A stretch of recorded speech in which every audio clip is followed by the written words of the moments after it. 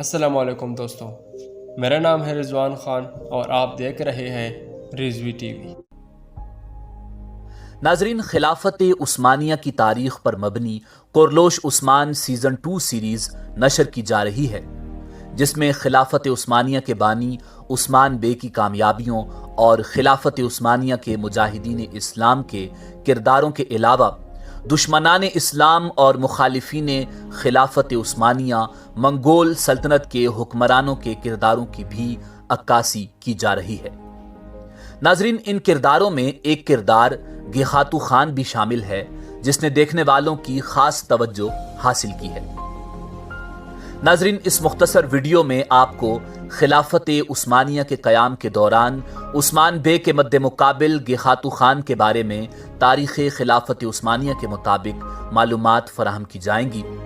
گیہاتو خان کون تھا اور اس کی موت کیسے واقع ہوئی، یہ بھی ذکر کریں گے، اور آپ کو یہ بھی بتایا جائے گا کہ یہ کردار کرولوس عثمان سیزن 2 میں کس ترک اداکار نے ادا کیا۔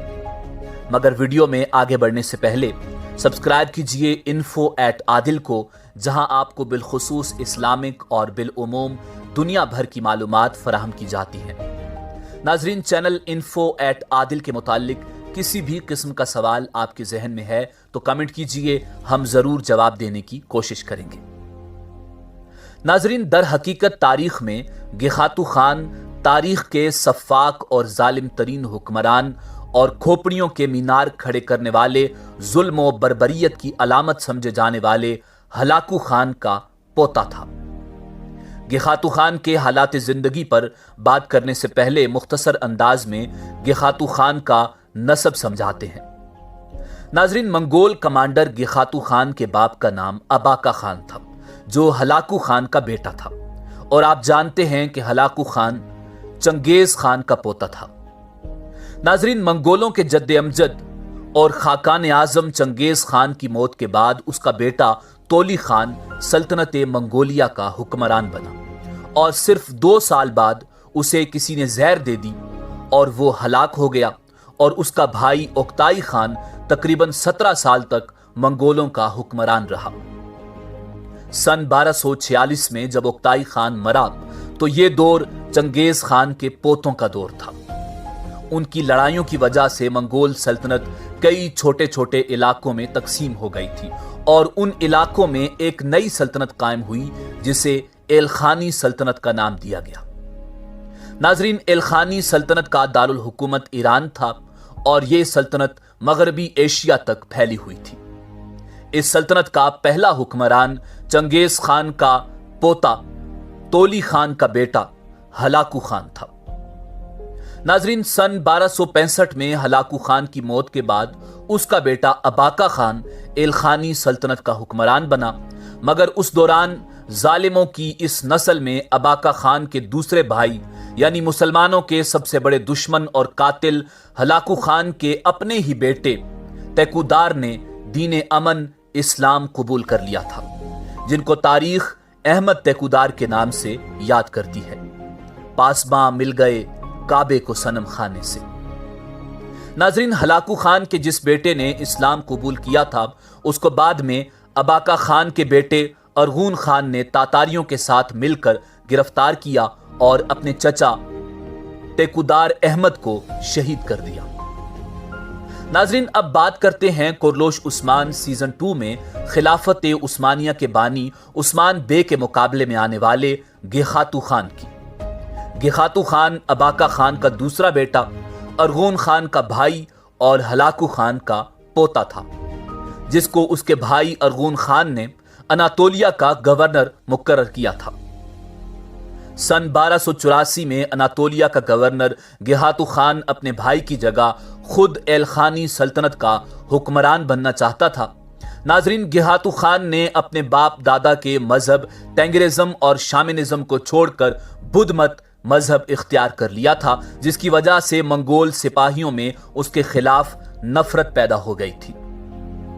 مورخین لکھتے ہیں کہ وہ ترک غداروں سے مدد لیتا تھا، اور خود حکمران بننے کی خاطر اس نے ایک جاسوس کی مدد سے اپنے ہی بھائی ارغون خان کو سن 1291 میں زہر دلوا کر ہلاک کروا دیا تھا۔